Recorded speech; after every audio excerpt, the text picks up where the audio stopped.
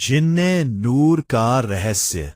बहुत समय पहले रेगिस्तान के बीच बसे एक रहस्यमयी शहर जाफिरा में आरिफ नाम का एक गरीब लेकिन दिल का अच्छा लड़का रहता था।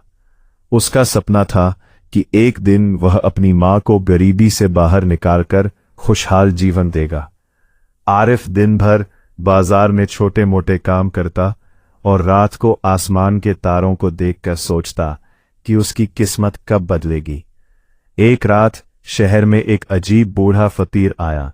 उसकी आंखें नीली रोशनी की तरह चमक रही थीं। उसने आरिफ को ध्यान से देखा और बोला, तुम्हारी किस्मत तुम्हें उस जगह ले जाएगी जहां दुनिया का सबसे बड़ा रहस्य छिपा है। आरिफ डर गया, लेकिन फकीर ने उसे एक पुराना नक्शा दिया। नक्शे पर सुनहरी स्याही से एक गुफा का निशान बना था। फकीर बोला, इस गुफा में एक जादुई चिराग छिपा है, लेकिन याद रखना, लालच करने वाला कभी जिंदा वापस नहीं आता। अगली सुबह आरिफ उस नक्शे को लेकर रेगिस्तान की ओर निकल पड़ा।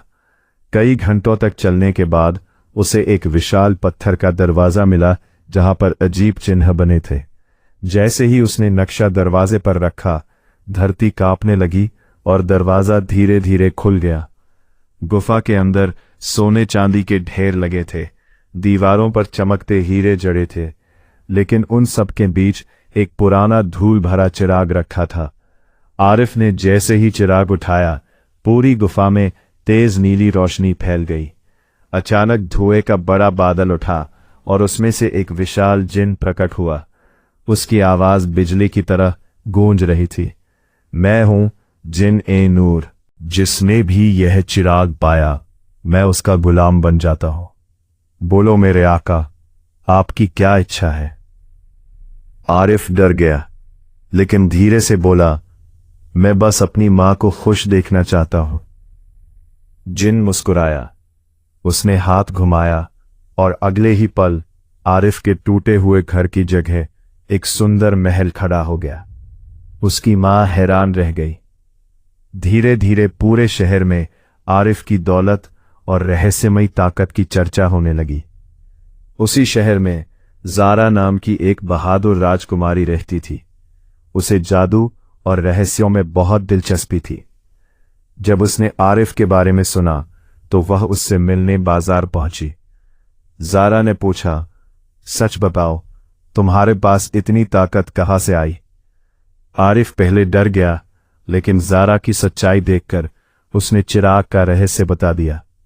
दोनों अच्छे दोस्त बन गए। धीरे धीरे उनकी दोस्ती प्यार में बदलने लगी। लेकिन महल के अंधेरे तहखाने में एक और इंसान यह सब देख रहा था, काला जादूगर जुल्फिकार। वह वर्षों से उस चिराग को ढूंढ रहा था। उसने अपने जादुई आईने में सब देख लिया। जुल्फिकार गुस्से में चिल्लाया, वह चिराग मेरा है। उसकी ताकत से मैं पूरी दुनिया पर राज करूंगा।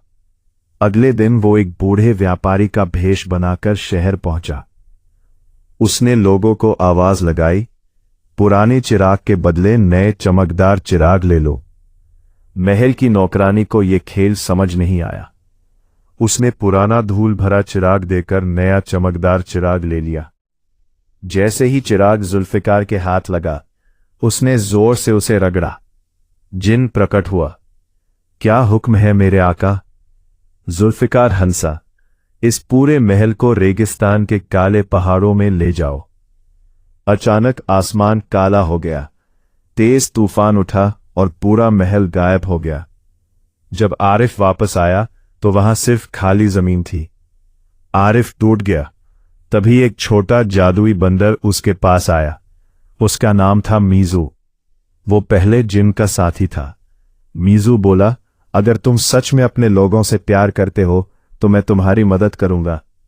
मीजू ने आरिफ को एक गुप्त रास्ता दिखाया जो काले पहाड़ों तक जाता था। रास्ते में डरावनी साए, उड़ते राक्षस और आग उगलने वाले पत्थर थे, लेकिन आरिफ ने हिम्मत नहीं हारी। आखिरकार वो जुल्फिकार के किले तक पहुंच गया। किले के अंदर ज़ारा कैद थी। जुल्फिकार चिराग की ताकत से और भी शक्तिशाली बन चुका था। जुल्फिकार हंसते हुए बोला, अब इस दुनिया का सबसे बड़ा जादूगर मैं हूं। आरिफ ने चालाकी से कहा, तुम खुद को सबसे ताकतवर समझते हो? जिन तुमसे भी ज्यादा शक्तिशाली है। जुल्फिकार का घमंड जाग गया। उसने जिन से कहा, मुझे दुनिया का सबसे शक्तिशाली जिन बना दो। जिन की आंखें चमक उठी।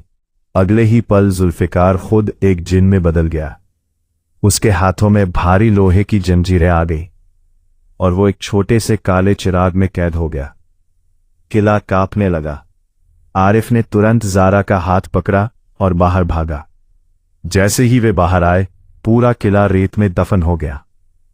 जिन ए नूर फिर प्रकट हुआ और बोला, आरिफ, तुमने लालच नहीं बल्कि प्यार और बहादुरी चुनी, इसलिए आज से तुम इस चिराग के मालिक नहीं बल्कि इसके दोस्त हो। आरिफ मुस्कुराया। उसने कहा, मैं किसी को गुलाम बनाकर नहीं रखना चाहता, तुम्हें आजाद करता हूं। जिन की आंखों में खुशी चमक उठी।